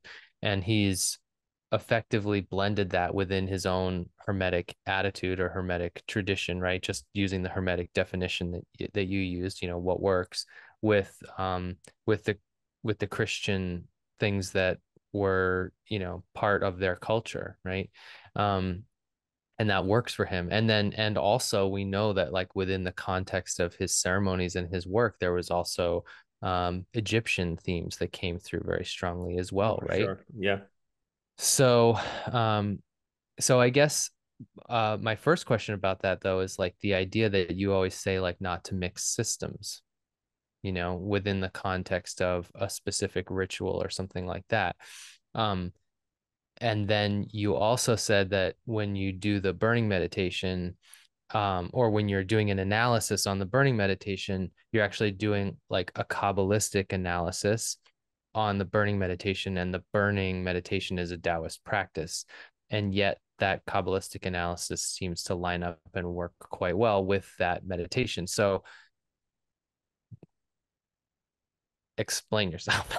I can't. I mean, it's all through practice, right? It's through personal experience. But Um, like, how do you know when you're mixing systems in a bad way well, versus mixing systems in the hermetic way, which is what works, and also like, right, but I'm not doing, like, mixing to me would be like, throwing a burning meditation in the middle of, let's say, the liturgy of Hermes or something. or like a You're Catholic mass or something. blending ceremonial or ritualistic aspects together. Uh-huh. You I know, see. that's I see. You're that's taking a not the same technique, thing. you're taking a technique and adding in other, you're adding things into that technique or taking things out of it based on whatever you think you'd like to do at the time or whatever. But Yeah, it could even be as simple, like, look, but it's as simple as this, right? It's like the idea of doing, you know, uh, you know, a um, a fire ceremony, uh, right on the edge of a lake, like right on the shoreline where the water can get to it. You know, it's almost like they're diametrically opposed. So why would you do that? You know, you're trying to, isolate and make it, more pure in its But essence, if you were saying that like somebody's subjective understanding of something or their personal practice could be as unique as that individual, in the same way that their subconscious and the symbolism that their subconscious uses to speak to them in dreams could be as unique to that person as anybody else or whatever, Yep. then if someone were to do that with a meditation or a ritual Yep. and kind of take it apart and put it back together and add something in from a different system, but they understood what they were doing and the pieces they were working with to such an extent that that was congruent and made sense to them, would it work? Would it be okay? Because it was like, because you know I mean, it kind of goes back to that idea of like a permission slip, right? It's like I'm using this technique or I'm using this as a tool, but the power isn't in the thing itself. It's the energy and my intent that runs through those, that's in that. And that's the point, is that, you know, will my experience with Taoist meditation produce a uh give me an inherent edge for myself in doing meditative practices in other traditions? It will, because it's a subjective experience that I have of how to relax my body, how to do this, how to do that, right? And so I can't take that experience away. I can't unlive that experience. But at the same time, I'm not consciously saying, okay, I'm going to make this magical circle and then I'm going to put a yin yang sign in the middle of it. So, because even if I did that, my mind would always be trying to balance the two out. And in that questioning of that, it's going to throw a breaker that's going to either cause it not to work at all, or to have a negative impact on you because you're going to force it. And then that blowback from force is going to have a detrimental effect on you. Right. Right.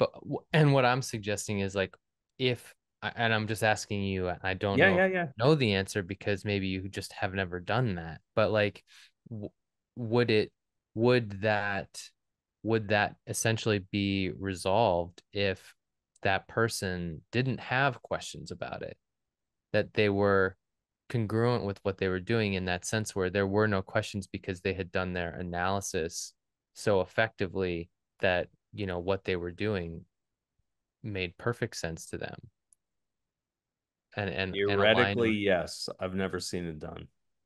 Okay. It's so in some ways it's kind Theoretically. of so theoretically based on, the principles of analysis, right? That could be done and could work, but it's just a matter of like, it's almost like if you're going to use a ritual or you're going to use a work with a technique from any system, why why make it more complicated than it needs to be, or why add in more complexity? Because if you're using it as a means to generate a certain state of being or end result or frequency or whatever, right, experience, then why add more layers of complexity into the process by trying to take Blend two systems blend into two systems one. together, right? And why? To me, when people do that, there's two reasons in general. One is that they don't trust the original. They think they have to enhance it some way. So they're hedging their bets basically. Oh, if I blend two systems, that'll be twice as good as just using one. You know, I should have got both things out because I forgot the second one now. It's a Well, maybe you'll think of it while I'm saying like that doesn't preclude the idea that like we do middle pillar right, to build energy and balance energy within our system, which is a Western Hermetic thing that's like basically a Kabbalistic technique that's based on Tree of Life and the names, these kind of God names from Kabbalah, right? And then the next day or even later that same day, you might do burning meditation, which is a Taoist technique, right? That's Which fine. with a different idea or a different end result in mind. Yeah, for You sure. haven't tried to smush the two techniques together, but you could still quite effectively do them back to back. You could do burning Oh, meditation sure. for an hour, then immediately without even getting up, go and do a middle pillar, and Sure. you'd be fine Be because fine. you Absolutely. you did one technique, then you did another technique. But Yep. it wasn't like you tried to mix them into one technique, Right. right? Exactly. Right. Exactly. Yeah. Because then there won't be any incongruencies, right? Yeah. It's like, you know, does the I'm trying to think of one that would be, that may or may not be. I mean, some of the stuff does line up, that's the funny part, from a Kabbalistic standpoint. But that being said, I mean, you're not, yeah, you're not smushing them together to either save time, make it more expedient, whatever, right? Um, uh, yeah, you're not trying to do that. You're Yeah, I think that helps a lot utilizing them because for you're utilizing each one. So, yeah, but here's the other thing, right? Like if you take like Pandoro as an example, right? Okay, in the middle of this ayahuasca ceremony, once a single ceremony, right? He's got 70 people in a circle around him, and he's calling in Jaguar, and he's calling in the spirit of the jungle, and then he's calling in Christ, and he's calling in Mary. Wouldn't how how is that not mixing systems? Like, right, you know what I right. mean? Like, how Yeah, is he's like, I want all these energetic entities to occupy this space and help and direct and balance things. And, oh, this person might need some more, this person might need more Christ. This person might need more Mary. This person might need more Spirit of the Jungle. This person might need more Jaguar yeah, or whatever. But right, everybody just do your thing. Cause and I'm here kind of directing it and holding this incredible space, right, like right, right, right. it's not like there's any like crappy incongruencies not working in his system, you know what I mean? Or in his Well, that's practice. the That point, was right? obvious. How did he do So, that? but He how, made it congruent for himself. He may have never been privy to the inner workings of Catholicism or Christianity. You know what I'm saying? Like, there are no rules that he thinks he's breaking because he's never learned those rules. As soon as those incongruencies would come up, that thing would fall apart. so In it's his real. in So his really, personal experience, Christ is doing ayahuasca with him. what Like, did you there's say no in his problem what? there. I said in In his personal experience, Christ is doing ayahuasca with him, you know, did he say that to you? in so many words, you know. What does that mean? Drinking It- ayahuasca with him or there with or he experienced a personal connection to Christ in his ayahuasca such sessions or yeah, in his in training or and whatever. out. And so, Oh, I he's see. got him as a personal ally kind of thing. I see. And so there is no incongruency there because obviously that would disconnect from, And what he was able to produce. so don't you think that like I was thinking about this the other night, like I was last night when we were talking quite a bit about analysis and what do you want, why do you want it on the live call? I was thinking like, man, a lot of what we do on the calls is analysis, right?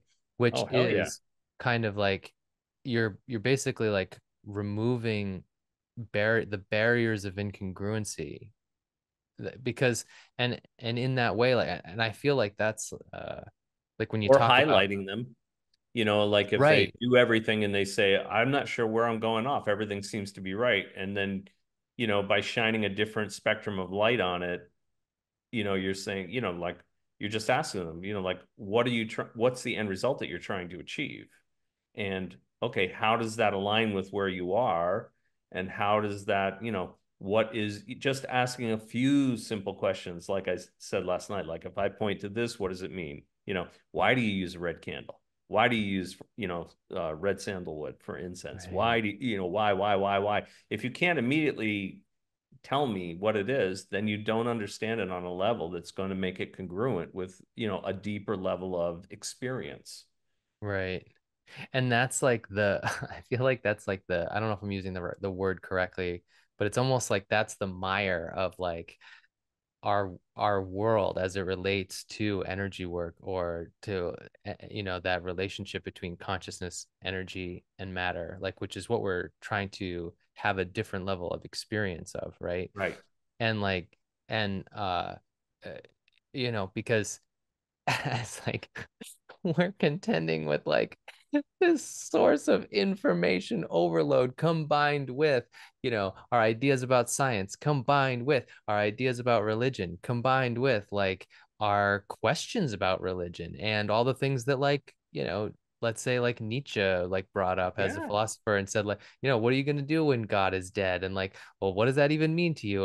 And now it's like every person that has to like kind of contend with and perform their own subjective synthesis, or their own analysis, or their like own integration of their spirituality as that that aligns with their experience, and then compounds their experience. Because somebody like Panduro, right, it's not like he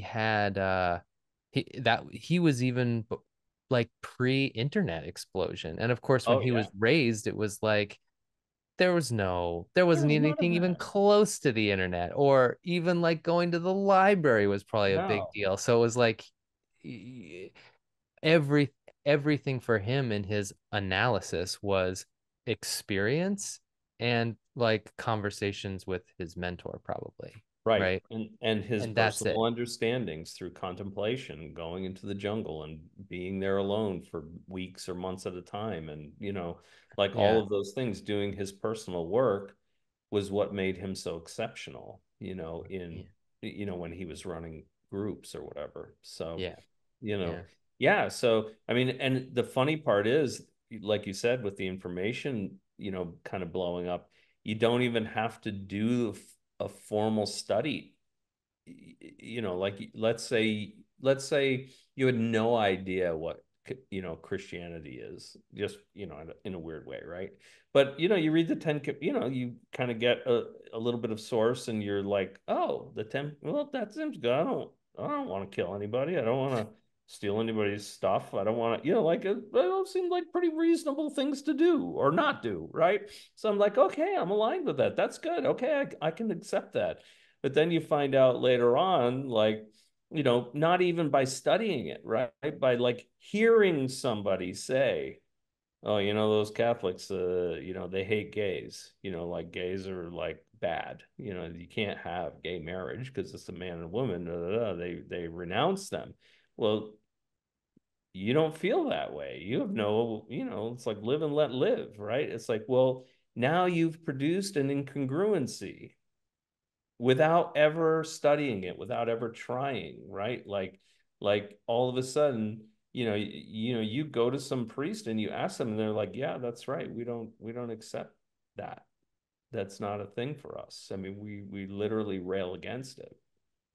And then all of a sudden, now you have a confirmation from a source, right? That's what they really feel. And so does that throw a breaker when you start trying to align yourself with these things, or does it, or at least to incorporate it in whatever else you're doing energetically?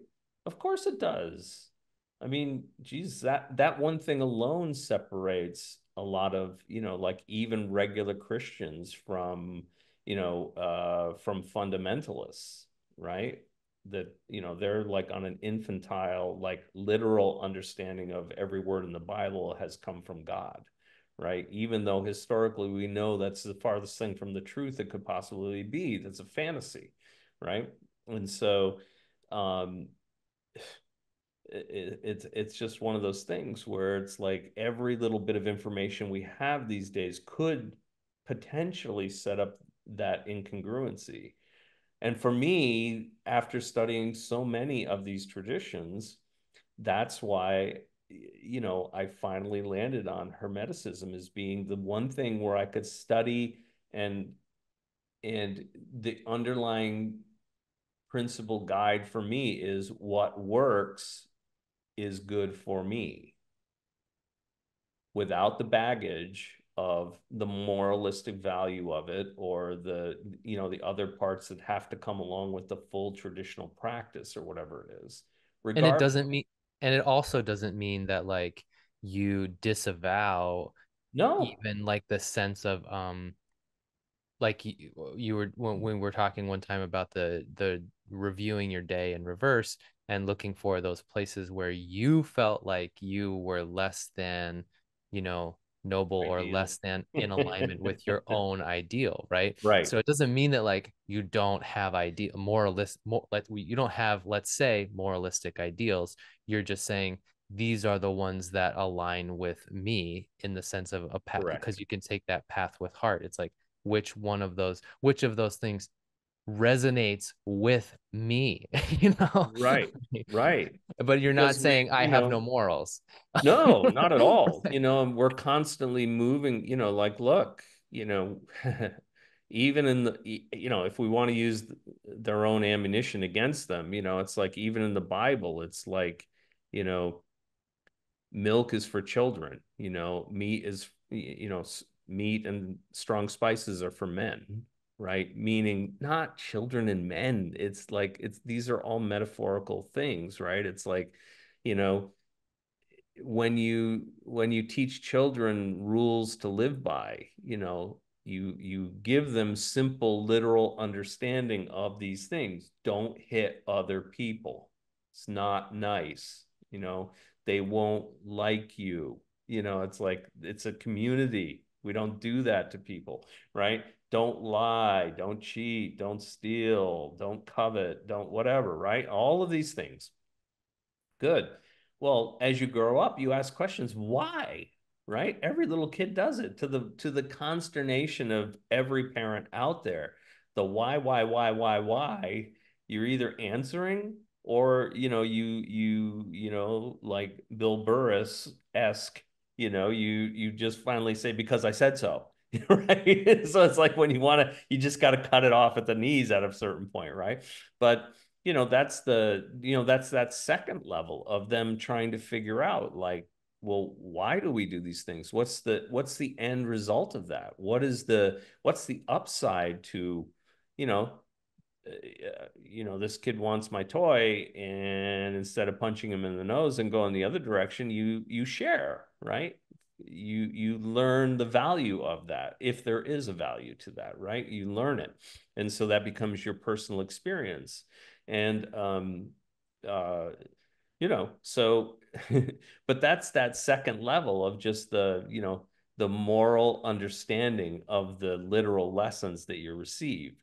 But unfortunately, most people stay locked between that first and second stage, right? They, you know, 90% of humanity, 98% of humanity gets locked in the first and second level, between the literal, which is a fundamentalist, and, you know, the moral, which is, you know, sort of that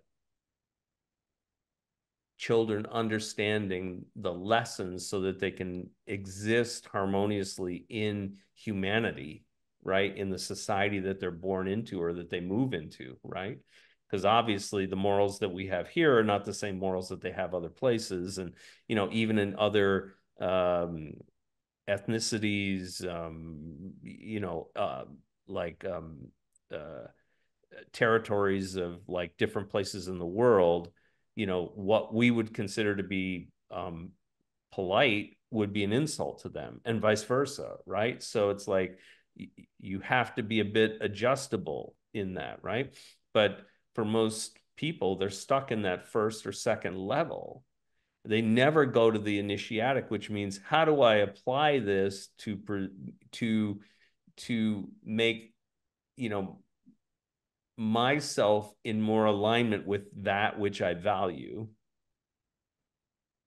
And how do I apply myself in that way, right? Whether it's to, um, you know, align yourself with the morals that you've adopted, or, you know, uh, you know, your spiritual undertakings, and does that align you with where you want to be in success in your life, and health in your life, and relationships in your life, you know?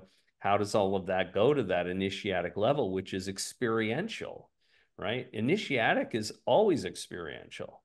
Like, And and then where you would you have to place put that, that? Where would you yeah, place that experience of, like, you said Panduro had like Christ as an ally, right?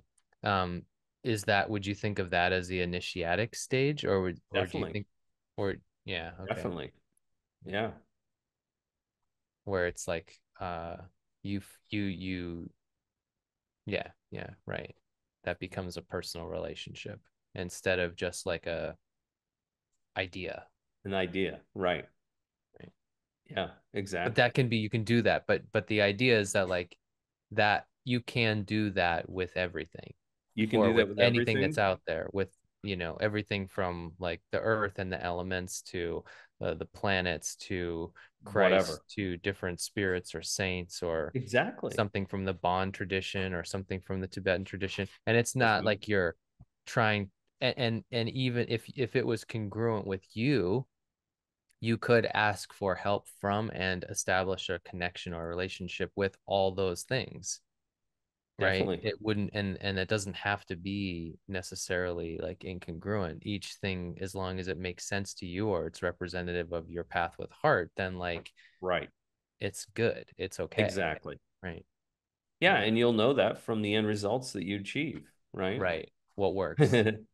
Always, right? It's Right, our right, our right, it's our mirror in our environment that tells us, are we aligning ourselves with what we find valuable, or are we not? How far from the mark are we from that, right?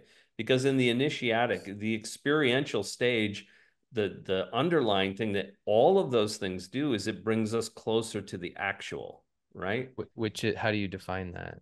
That's the place of archetypes. That's the place of the one, right? On a level so high that it's in perfection, The not imperfection. Right, You right. know, And so you experiencing or understanding things from that perspective. Like, I'm an aspect of the one. These things are aspects of the one. Everything's tied together. It's all, my individuality is actually an illusion, like well, to some, I mean, it is and it it's isn't, an right? experience. I It's mean, an it's experience, right? And so, it's like it doesn't, it doesn't invalidate it, right? right, It doesn't mean it's an illusion. You have your personal consciousness, and, right. or how much of it you can access through your authentic self. It's living in, that, subconscious territory, if you will, and so, I mean, I don't, You are that, individualized. I mean, yeah. that can't be that can't be That can't be denied, right? I right. mean, Yeah, it's yeah, like for sure. the Yeah. idea is that every experience you have hopefully, gives you a slightly um, better, um, better alignment with the actual, right? So it gives you, and every time you align yourself more with that, as close as you can, it gives you a deeper understanding of that on like such a nuanced level that Yeah, yeah. everything you do, that's the real momentum that's happening. Everything you do takes on some of that and it gets thrown into whatever you're doing next, right? So it becomes this energetic momentum over time that produces less sins or missing the mark on whatever you're trying to do, right? So produces less of that and more congruency of hitting that mark because you understand it on such a deep level that you can't imagine, why you wouldn't be there. It's it's almost like it's way more, you know, it's way more vexing to you that well, not vexing, it would be it's almost more unbelievable that you're not there than Not where. not in the place where you actually have what you're trying to achieve. It's like it's more that than trying to wonder why you haven't gotten it yet, right? It's almost like when you've experienced it at that level, there's no question in your mind. It becomes an inevitability, right? Mm. The closer you're aligned to that actual is going to produce that effect. It's sort of like all of these cascades that happen in just taking the next step in experience, next step in experience, next step in experience. I It guess I'm just opens avenues, will be, more aligned with what it is that you're trying to produce as an end result. I guess I'm just grasping at like deeper understanding or definition of like what you mean when you say actual. Again, actual for me is the ultimate truth, right? The one, even in its higher aspects, as far as like archetypes or however we can conceptualize them, um, whether that's archangels or even beyond that, angels, who knows, right? It's like these are all, let's say they're different aspects of the one, but we can't deny that, at least by our very minimal understanding of those entities, those other aspects, they seem to be at least way more powerful than we are, trapped in this physical environment, you know. And so we're trying to, the more that we can align ourselves with any of those higher aspects of the one, is more likelihood that, we will acquire the understanding that that drop of the one within us has, that will resonate with that and make that a stronger impulse within us. And that impulse being stronger will help more sure-footedly guide us through our life in whatever direction we want to go. Whether it's getting more or not being stressed about not having more. Both things put you in a better position in life.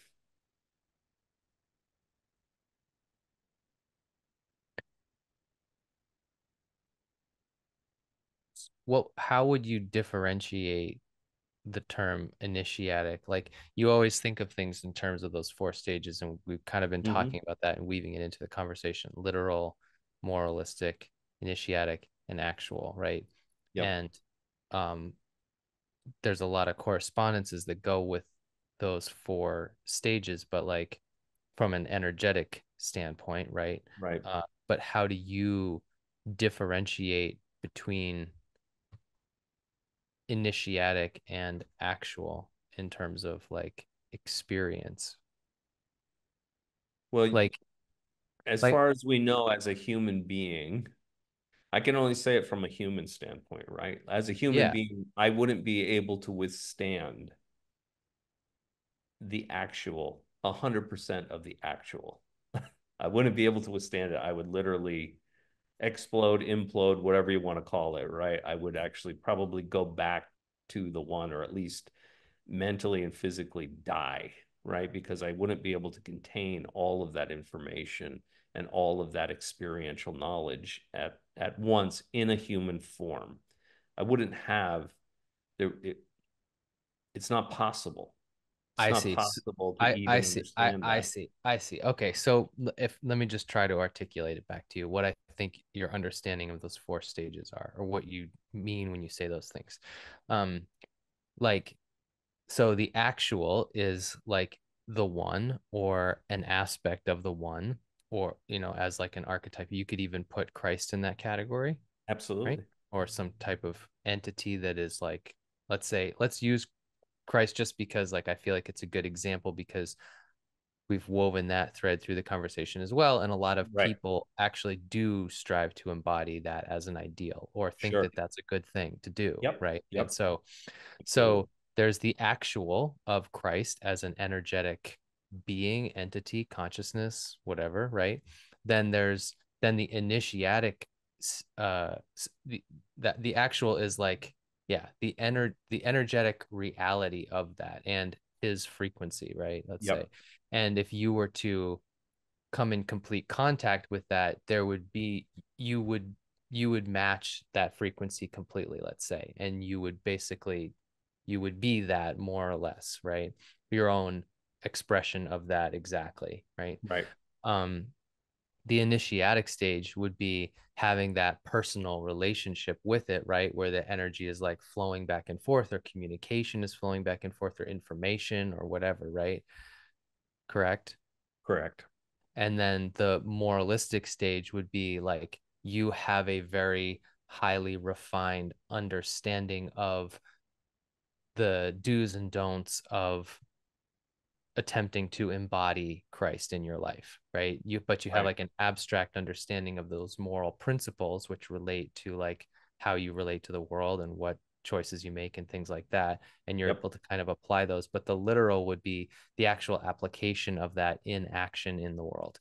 So it'd be like, I make this, and so the literal translation of that would be like the actions themselves or the choices themselves, but also like how you would specifically apply those moral principles, like you were saying, to a child and say like, don't do this, don't hit Tommy, share your chocolate with him or whatever, right? The literal Yeah. would be like you're taking that higher moral understanding of the do's and don'ts, and you're applying it to a specific situation and saying do this instead of doing that or Correct. whatever, right? It's just the literal schema of all of those things. Yeah, Like, like you could do list this, out like don't the do that. Do this, don't do that. But the moral part is why? right. Why make that choice as opposed to this choice? And an Then the understanding of other that. thing is the initiatic would be when I do this, when I make the first choice and not share, this is the result that I get. When I make the choice and do share, this is the result that I get. Which one is, Preferable to first you. of all, better for you at the moment, and what is better for you in the long term, and promotes more of that better situation, right? So, because I mean, if we just take that very basic example, right? If you don't share and and that's your choice, even though you know that you should and you don't, because it doesn't make sense to you, then what's gonna, we can project at least a little bit of what's gonna happen if you go down that path. That's what parents do. They try to say, like, well, if you don't share with them, they're not going to be happy with you. And you're going to eat your chocolate, and that's fine. But at the same time, nobody's ever going to, people are going to stop playing with you, and they're not going to like you, and you're going to be isolated and basically in the end shunned from the herd, and you're going to come across others that don't want to share with you, and so they're not going to have any, because you're going to attract that, and they're going to be like, I got mine, you get yours, and you're not going to get any help. And then, and life is hard enough with help, let alone without help. It's almost impossible to go forward for a long period of time with that, right? So Nice. Yeah. Yeah. and Yeah. so that's the initiatic stage, is that in the doing, here's what it will promote more of. Oh, if you share, they're going to like you, and they're going to share what they have with you. And that's going to help you at another stage. And then there's going to collect even more people that want to share with you, and you can share with, and you're going to enjoy it more. And now you go as a group or a bunch of individual aspects that are all helping to promote all of them in a better, closer to the actual, which is you have everything. There isn't anything that you don't have, right? So, in alignment with that, right? So it's the bridge. The initiatic is the action you take that's the bridge to the actual, where you have everything that you could possibly desire.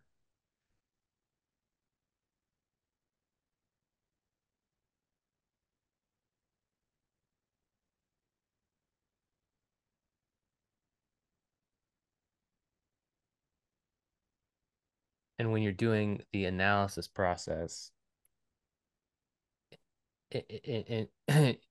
you're essentially like, right, right, okay, right. Because your ultimate end result of the expression of the actual is that you have everything that you could ever desire because you're an aspect of the one, you're connected with everything and whatever, right? And that is our ultimate expression, right? Is that like ultimate fulfillment or ultimate freedom to choose and to Right. have whatever experience we want or whatever, right?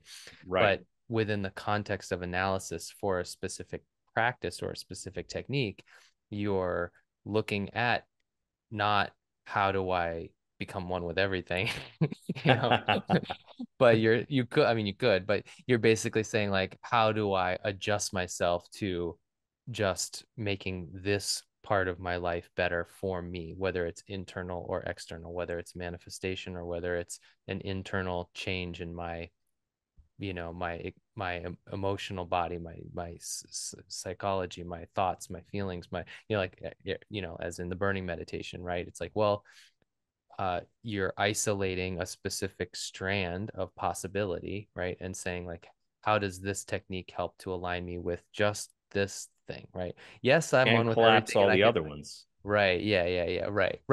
Yes, because yes, I'm one with everything and could have any experience or whatever, includes Right. Because I mean, look at the humans. I negative mean, that's too, the whole right? thing. So, You look at or the the, negative side of that. It's like, most department stores, even if they could have every choice of white sock, they have less sales because people get choice, there's choice, uh decision fatigue, decision, frozen decisions, right? Because they right, can't make a choice because there's too many choices, yep, right? So that can throw a breaker in the purchase of what you need, right? right, right, What we're trying to do is say, out of all these white socks, there's an ideal white sock for you. You know what that is. And oh, you just went to a store that only has that one white sock. right, You've created a building that only has that one white sock in the middle with a light point on harmony in the background. Right. And it's like, it's like that's what you're trying. And so you just go and you pick it up and you put them on and they're great and they're awesome. And that's all it is. And then the next time you're doing the same thing, right, with the next thing. And each time you do that, it, you experience the principles behind it so that that momentum then goes into the next thing and that momentum goes into the next thing. right. And so, But the analysis technique as a process, right, is, and you probably be addressing things on some of those different levels, whether it's literal or moral or oh, initiatic for or sure. actual or whatever. It's not like you need to have a understanding of when am I in this territory or when am I in that territory? How does this? It's literally just like in going through the very simple process of addressing each question that arises in your mind when you are reading through any technique or practice or doing the practice, right? It's like, oh, that question came up for me. Oh, that's it. It's Yeah, like yeah. you're, doing, when you're formally doing analysis, not mixing analysis with practice, but like when those questions come up, you become aware of them. You're working through them. And because that simple process just helps you to work through the stages of becoming more congruent or more in Right. alignment with the technique and having the energy flow through you and through the practice and produce that result that you want, and ultimately at some point be what you described as like, the building with the one thing that you wanted with the light shining on it. And like, so it's like it could ultimately become an expression of that level of like perfection of aligning you with what you want. Right. Right. Yeah. But it's Exactly. just the going through the nitty gritty of collapsing all those questions and breakers that are in your mind of like, why this, well, how come this and how come that, and how does that fit with this, and how does it, you know it's like the mind is a landscape of you know Well, that's it, right? I mean, it's like, when you're starving, any food is good, right? It's like even a food that you maybe you don't really all like that much, right? But it's only in having, like everything available that's possible and you're not starving and you haven't been starving for a long time that you can kind of get nitpicky and go like, yeah, well, I don't really feel like this. I don't really feel like that. Nobody says, I don't really feel like that if they're starving and somebody offers you, I don't know, if you're a vegetarian, but they offer you a ham sandwich, you're probably going to eat the fucking ham sandwich because you're starving, not just hungry, starving, right? Right.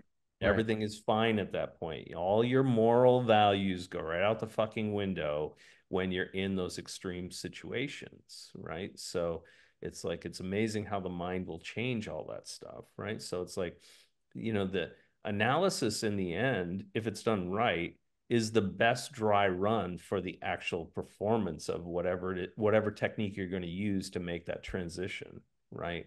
To acquire whatever it is that you desire, right? To manifest So, something or to yeah, or or to whatever, right? change yourself in some way, affect Exactly. yourself, It's the impact best, that. it's the most intricate dry run and of of anything that you could do, right? It's like, that's the idea. You're working through all the nitty-gritty so that when you come to the performance, you're much more than that, right? Even So if your performance is just the daily practice of burning meditation or it doesn't something, matter or because, or I even mean, if who it's would once a it, week or if you had whatever. the choice, would you, and you could hit that golden man stage of burning, would you, by doing this analysis, would you opt to not do the analysis and say, okay, the same thing, because I can get the same thing in 10 years of doing just burning meditation for a long, hour every day. Why do I need to go through the whole thing of analysis when I can? It's not saying it's the only way to get there. I'm just saying it's the most efficient way to get there, I see. time wise. I It's see. like, yeah, that's the thing. It's like, and to get the most out of every experience that you put yourself in, Because right? basically what you're doing is like, right, you're making a you're removing the impedances in the connection between the technique and your intent, Right. right?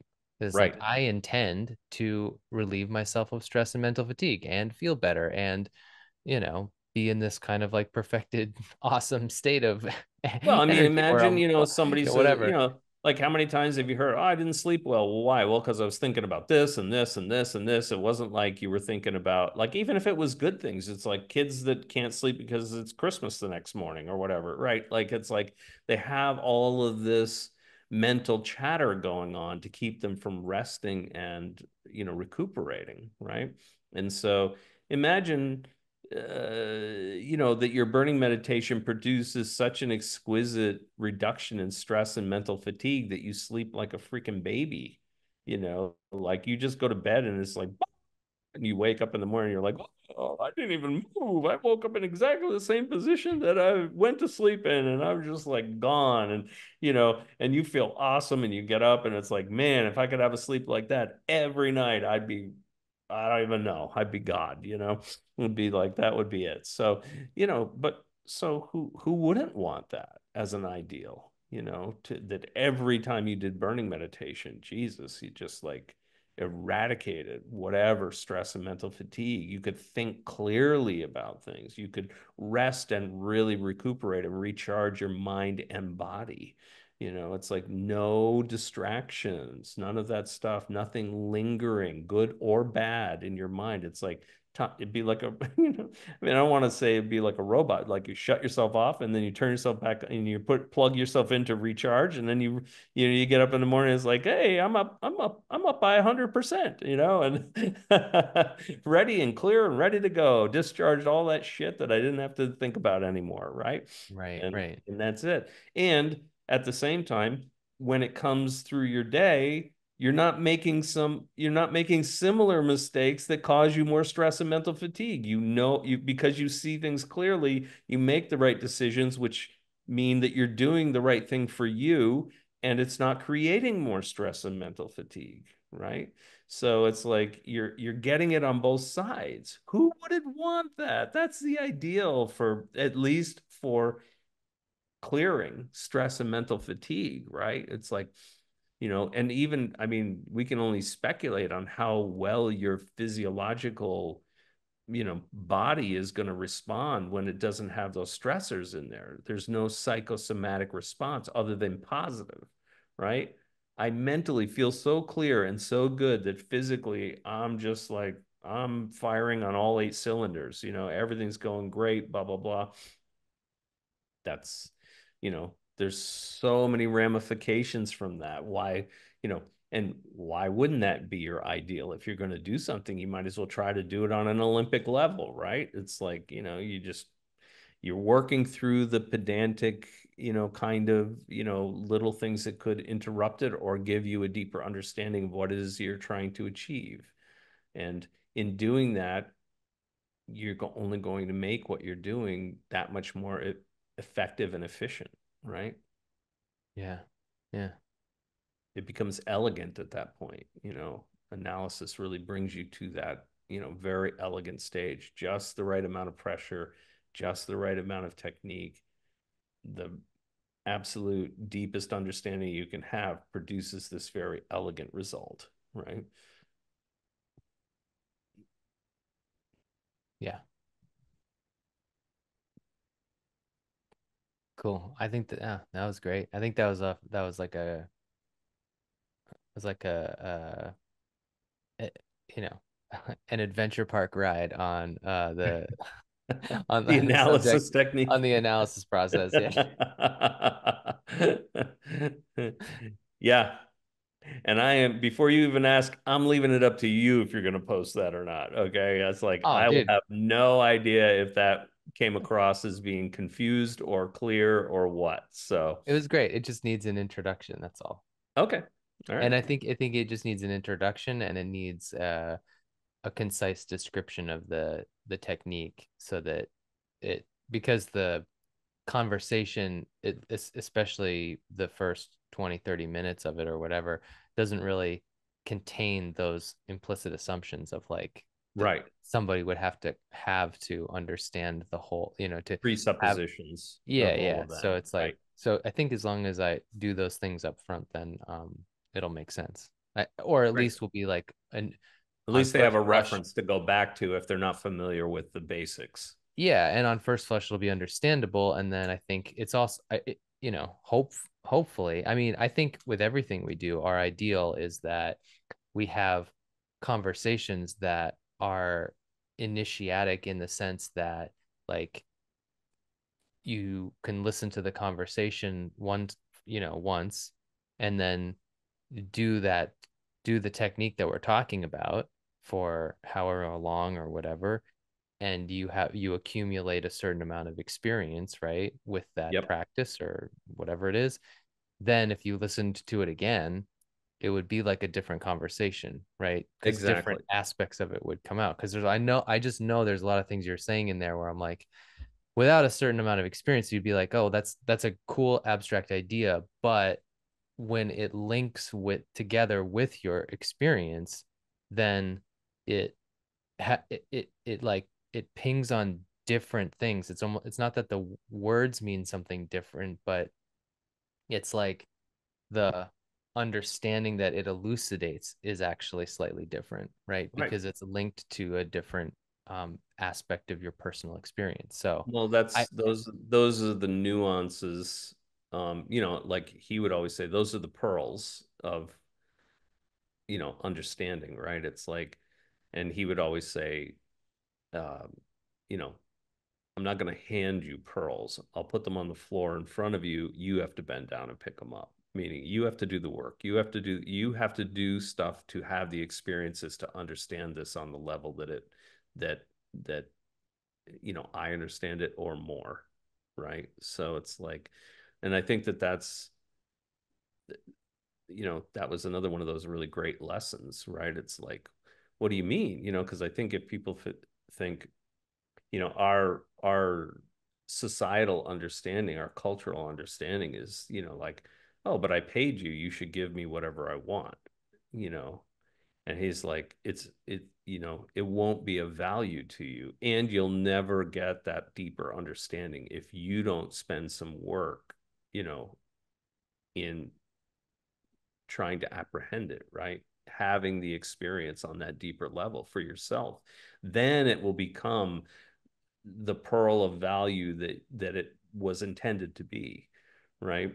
right. You But, can't. but you have to understand what you're looking at in order to, through experience, you know. Yeah. So, and that's the case, right? Like, look, you can, I could give you, or you could give me, you know, the best, the most clear, you know, eyepiece to look at a diamond, right? But until somebody told us this was a good diamond and this was a bad diamond, and this is why, we wouldn't really know. We'd just see a beautiful, clear piece of stone, right? But, you know, even with the best eyepiece, you know, you might even see something that we would think, oh, well, maybe that's a flaw or something. And but we wouldn't know, you know, if we didn't have somebody telling us what's flawed and what's not flawed, right? So it's like, if it's just handed to you, you don't know. It's through your experiences that you actually get an appreciation for it and a deeper a personal understanding of those things, right? Right. And then it's like, oh, this is an incredible pearl compared to this, right? So, but until we have those experiences, we wouldn't know that those things, you know, what aspect of that nuance is really important for you, or how does it fill in the gaps in your understanding or whatever. It's only through experience that that happens. That's Right. why I push, you know, the doing, the experiential level so hard, you know, with To Be Silent and any student that I have, because, you know, that's where I think a lot of Western spiritualism falls down, right? They want everybody to have, we're so, you know, so fucking intellectual, or, you know, or trying to be, and so, you know, abstract and aloof and philosophical and all this stuff. It's like we've forgotten that, you know, experiences where the rubber meets the road. You know, if you don't just want to be some ivory tower cogitator, you know, a brain floating in a tank with no experiential access to reality, you know, to physical reality, to whatever, life in general. It's like, you know, in order to not be in that situation, you have to experience. And that means you have to experience for yourself and in the world, right? You have to know that that's going to change the way that you look at things. It's the difference between getting an MBA and building a business on your own from the ground up, right? I'll Mm-hmm. go with the guy that builds business on the ground up any day, compared to some kid that has theoretical understanding of the principles of business. Right. Right. No practical information. You Right. know, it's like they're going to be bankrupt in a week, you know, compared to the person that's done it from the ground up and probably gone bankrupt 3 times and put his house in hock to try to get his business going, right? And finally, through Right. blood, sweat, and tears, experience builds something of value, Right. Right. right? Right. Right. Right. Right. Yeah. That's the difference, you Yeah. know. 100%. You know, I'm more of the guerrilla spiritualism kind of guy, you know, than the ivory tower cogitator. Yeah. I think I got that.